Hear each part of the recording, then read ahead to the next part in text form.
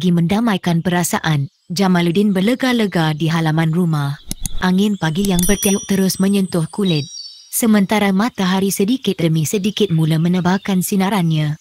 Datuk segera membisikkan sesuatu ke telinga ayah Syafi'i. 2-3 kali, lelaki berwajah cengkung itu anggukkan kepala. "Cakaplah, apa syaratnya?" jerit ayah Syafi'i. Dia terus menerkam ke arah anak tangga. 2-3 kali kepala tangga yang berukir kepala ular digoyangnya. Wajah isterinya nampak cemas. Dia tidak menduga gurauan di pagi yang cerah itu menimbulkan kemarahan suaminya. "Cakaplah apa syaratnya? Takkan biarkan kami terpacak di sini, macam rusa masuk kampung," sambung ayah Syafi'i. Nada suaranya tetap macam tadi, malah bertambah keras lagi. "Sabarlah bang," Ibu Syafi'i memujuk. Kalau ayah Syafi'i, Jamaluddin, Datuk dan Pak Habib melihat suasana yang berlaku di depan mata mereka. "Mudah saja syaratnya, mudah ke, senang ke, cakap cepat." Suara ayah Syafi'i semakin keras, semakin tinggi. "Begini, sebelum makan pagi, Syafi'i mahu baca Quran kemudian baru berdoa."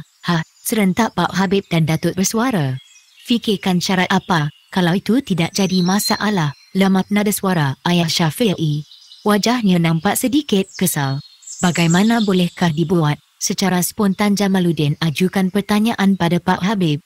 "Jarang dibuat orang, boleh menimbulkan cap tak baik pada orang lain yang kita melakukan amalan baru.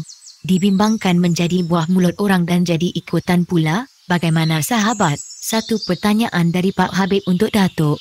"Niatnya untuk membuktikan kepada kita semua yang Syafi'i sudah baik, boleh baca Quran, bukan apa-apa.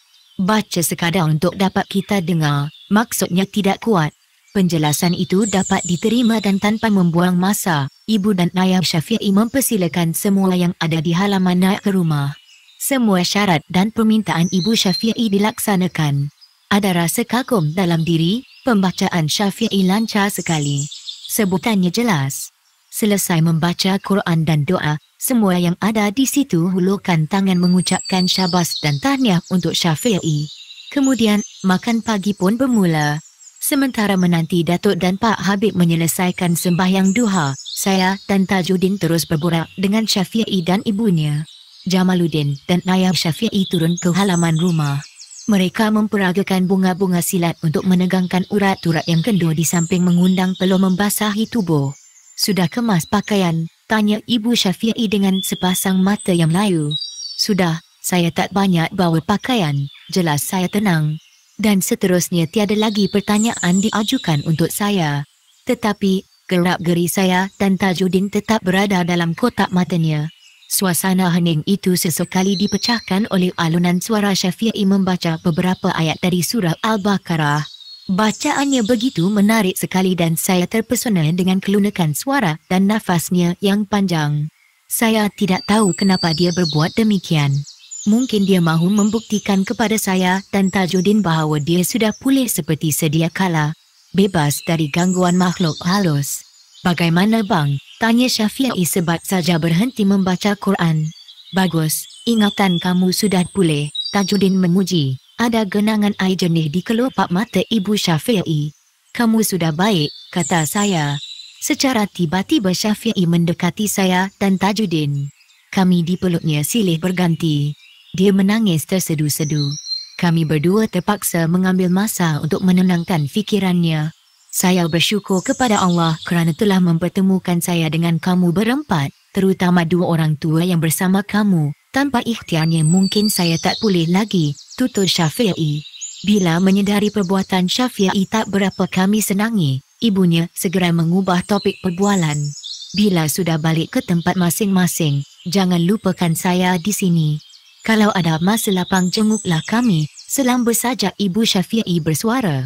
"InsyaAllah, panjang umur kita jumpa lagi." Tajuddin renung biji mata Syafi'i. Mereka berbalas senyum. Dengan lembut Syafi'i menepuk bahu Tajuddin. "Awak dari Medan?" Ibu Syafi'i bertanya. Tajuddin anggukkan kepala. "Siapa yang datang dari Semenanjung?" Syafi'i renung batang hidung saya. "Saya." Anak dan ibu anggukkan kepala serentak. Wajah saya jadi tamparan biji mata mereka berdua. Saat Syafi'i mahu mengajukan pertanyaan, ayahnya datang ke ruang tamu. kemudian diikuti oleh Jamaluddin. Mahu tanya lagi, saya ajukan pertanyaan untuk Syafi'i. Tak ada, jawabnya pendek. Pak Habib dan Datuk datang ke ruang tamu. Setelah menyatakan hasrat pada ayah dan ibu Syafi'i, mahu berangkat ke Medan, pasangan suami isteri itu terdiam. Keadaan itu berlanjutan hampir beberapa saat. Wajah mereka nampak hibur dan sedih sekali. Ingat pesan yang saya beritahu dulu, Pak Habib memecahkan suasana sepi. Ayah dan ibu Syafi'i anggukkan kepala. Kesedihan yang membalut kalbu membuat mereka tidak dapat melahirkan kata-kata.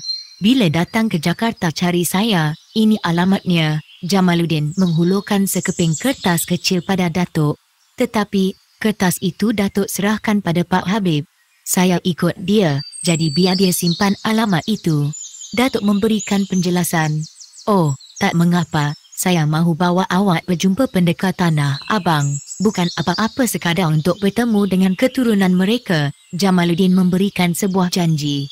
Sebenarnya, saya mahu terus balik. Tapi kawan saya nak bawa saya ke sana. Lagipun saya rasa inilah kedatangan saya terakhir ke Sumatera dan Tanah Jawa. Lembut dan teratur Datuk bercakap. Kenapa? Sanggat Jamaluddin. Bukan apa-apa. Kesihatan saya sejak akhir-akhir ini kurang baik. Lalu kata-kata Datuk disambut dengan ketawa oleh Pak Habib dan Jamaluddin. Kemudian mereka mendoakan agar Datuk panjang umur. Akhirnya, kira-kira pukul 10 pagi, rumah orang tua Syafi'i kami tinggalkan untuk ke Kota Raya Medan. Saya dan Datuk tidak tinggal lama di rumah keluarga Pak Habib.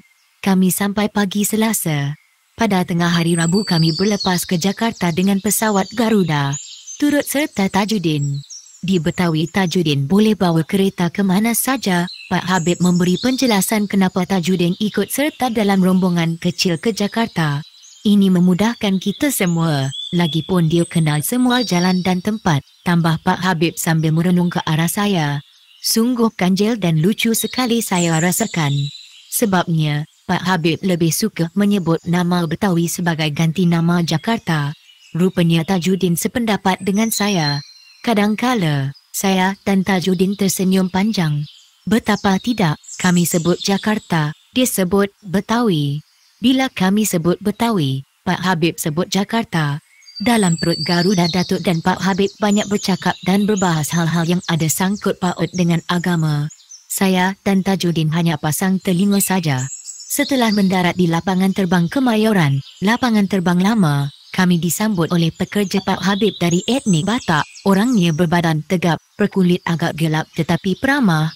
Ke rumah mana Pak? Pak Habib kerutkan dahi sambil merenung ke arah anak saudaranya, Tajuddin. Kemana Din? Rumah baru atau rumah lama? Tajuddin yang tidak menduga Pak Habib akan bertanya padanya, nampak termanggu-manggu menggosok-gosok pangkal hidung dengan jari kelingking. Kemudian dia menarik nafas lega. Saya fikir di rumah lama di Jalan Raden Saleh, kata Tajuddin. Ya, angguk Pak Habib. Ke sana Pak, pekerjanya minta kepastian. Ya, bawa kami ke sana, lembut nada suara Pak Habib. Kami segera masuk ke perut kereta. Beberapa saat kemudian, kereta yang dinaiki menghala ke kawasan Jakarta Pusat. Akhirnya berhenti di depan rumah batu lama yang besar. Halamannya cukup luas. Reka bentuknya macam bangunan di negara Belanda. Kamu balik ke pejabat, petang nanti kamu suruh Watu hantar kereta. Kamu ikut sama bawa kereta ini. Bila pulang nanti Watu naik kereta ini dan hantar dia ke rumahnya. Pak Habib memberi arahan. Pagi Sabtu, kira-kira pukul 10. Jamaluddin mengunjungi kami. Pak Habib menyambutnya di muka pintu dengan bersalaman dan berpelukan, berlaga pipi macam orang Timur Tengah bertemu kawan. Perbuatan yang sama juga dilakukan oleh Datuk. Dan orang yang paling ceria atas kedatangan pemuda Betawi ialah Datuk.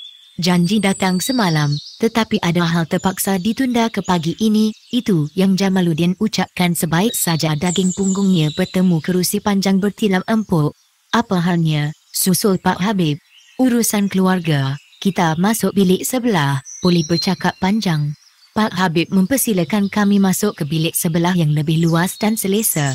Semua alat perabot di dalamnya dibuat dari kayu jati jenis mahal. Sepasang kipas angin yang berputar memberikan rasa nyaman.